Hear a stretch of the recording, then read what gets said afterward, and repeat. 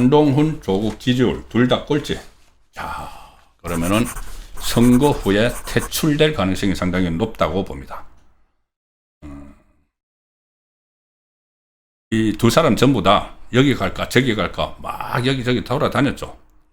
조국 같은 경우는 뭐 삼산 일택 해서 뭐 부산이냐 군산이냐 무슨 뭐 평택이냐 뭐 이렇게 하다가 결국 막 주판화로 굴려가지고 평택 아무것도 모르는 평택 가가지고 평택시를 평택군이라고 쓰고 막 그렇게 했죠. 근데 평택 갖고 한동훈은 대구 서문시장 가서 막 하다가 이거 국회의원 보선이 열릴까? 보선이 열려도 수성에서 열리면 좋은데 그 주호영 의원 수성에서 열리면 자기에게 이제 젊은 층이 많이 사니까는 성찬이 있는데 다른 데서 열리면은 그러니까 지금 달성에서 열리게 됐죠. 그러면 내가 이게 어려워. 그래서 빠져나가서 또 경동시장 가서 서울에 어디 생기는 데 없나 이렇게 보다가 부산 구포시장 가가지고 겨우 이제 거기 자리를 잡았습니다.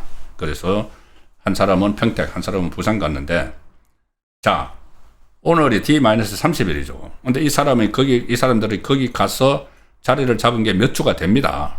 몇 주가 되는데 제가 딱 본 특징 하나가 이 사람들은 처음에 갔을 때 지지율하고 지금 지지율이 똑같습니다. 거의 비슷합니다.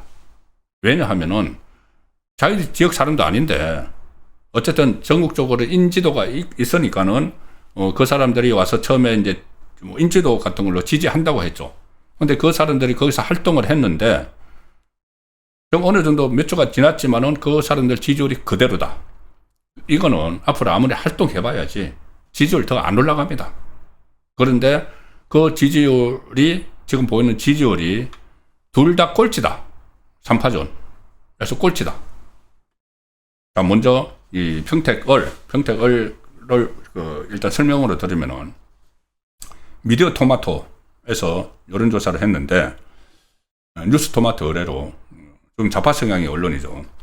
평택을 선거구 804명을 대상으로 만약 오는 6월 평택을 국회의원 재선거에서 다음 인물들이 맞붙는다면 누구에게 투표하겠는지 묻는 질문에 전체 응답자의 28.8%는 김용남 전 의원, 민주당이죠. 국민의힘 있다가 넘어갔죠. 김용남 전 의원. 그 다음에 국민의힘 유이동 전 의원이 22.5, 28.8 김용남, 22.5 유이동. 그 다음에 조국입니다. 22.2. 오차범위 안에 있지만 어쨌든 꼴찌죠. 그리고 지금 자유와 혁신 한교안 전 총리가 출마해야 했죠. 8.9. 김재현 진보당 상임대표 8.8. 어쨌든 이 상황이라면은 조국은 20% 초반대에 계속 그 자리로 가고 있으면은 절대 당선 안 되죠. 20% 가지고는. 그리고 만약에 이 김용남, 민주당 김용남하고 이 단일화를 하면은 그래도 김용남이 지금 여론조사가 훨씬 앞서고 있기 때문에 김용남으로 단일화 돼버릴 가능성이 높죠.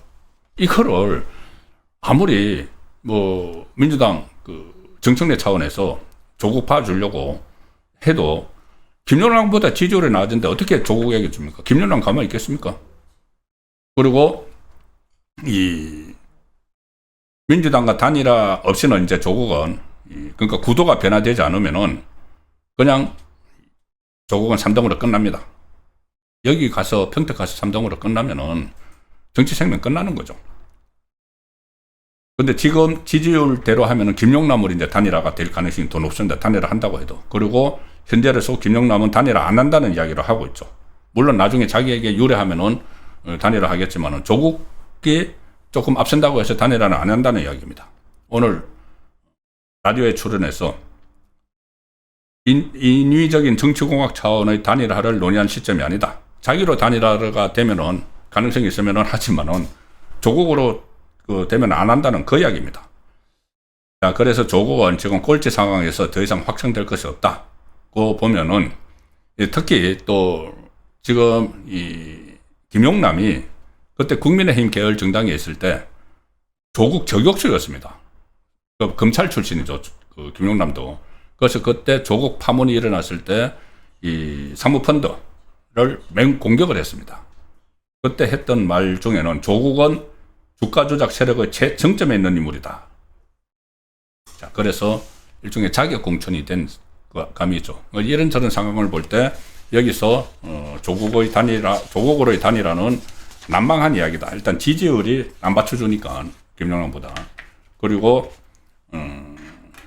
단일화가 안 되면은 조국은 절대 지금 확장성이 없기 때문에 딱 거기이기 때문에 당첨 못 된다. 그럼 끝나는 거죠.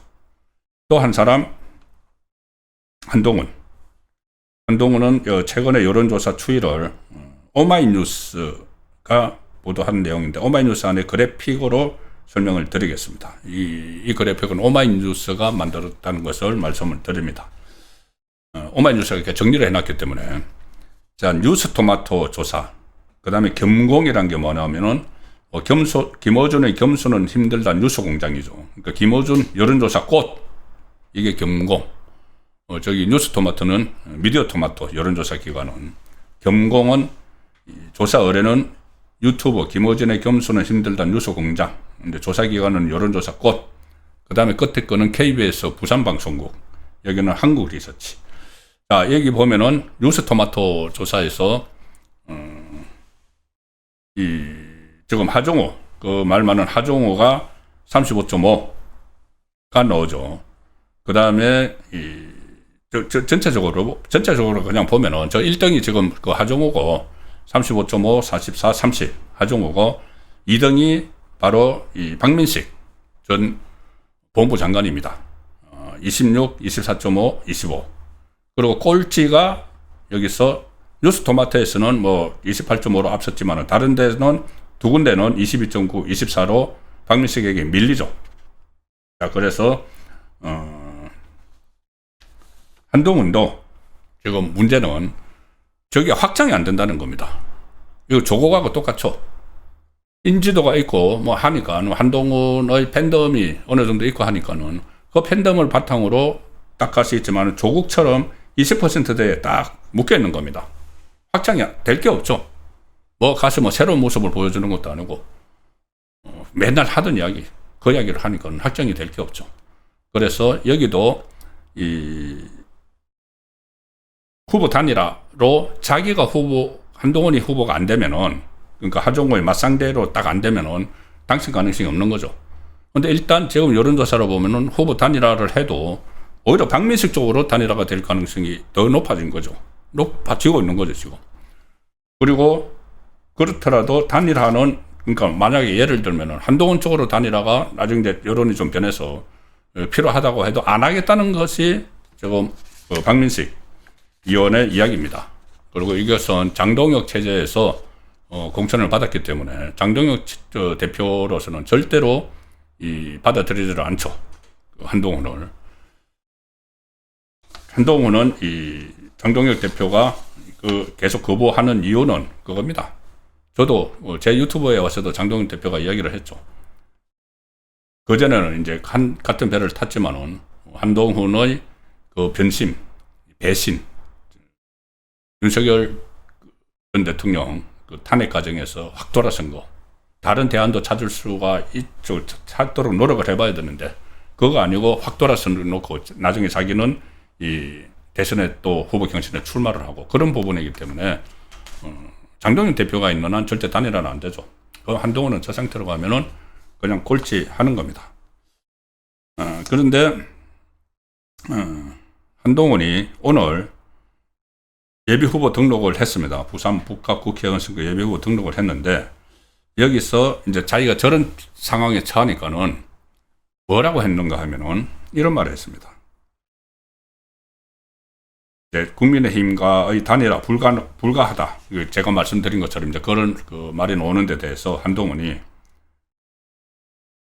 그게 국민의힘 모든 구성원과 모든 지지자의 생각은 아닐 것이다.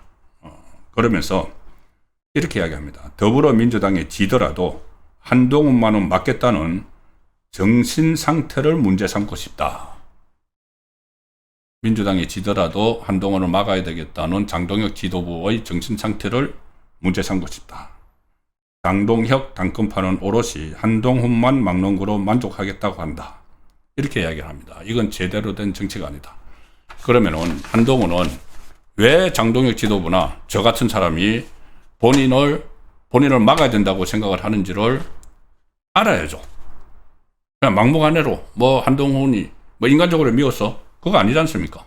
한동훈이 지금까지 해왔던 행태들, 그런 것들을 보면은 원내 진입을 해가지고 다시 뭐 국민의힘을 접수한다고 할 거고, 그 과정에서 그 친한계라는 사람들이 지금 얼마나 지금 분탕질을 치고, 지금 친한계가 가장 원하는 거는 이 국민의힘이 참패하는 겁니다.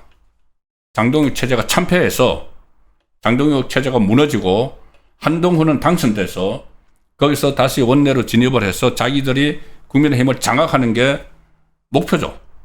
그래서 지금 여전히 장동혁 져라 마치 인디언 기우제 지내듯이 지금 고사 지내고 있는 사람들이 딱 버티고 있고, 거기서 한동훈이 당선돼서 진입을 하면은 당을 접수하겠다. 그 접수해서 우파가 잘 되고 막 하면은 모르지만은 그럴 가능성이 저는 없다고 봅니다.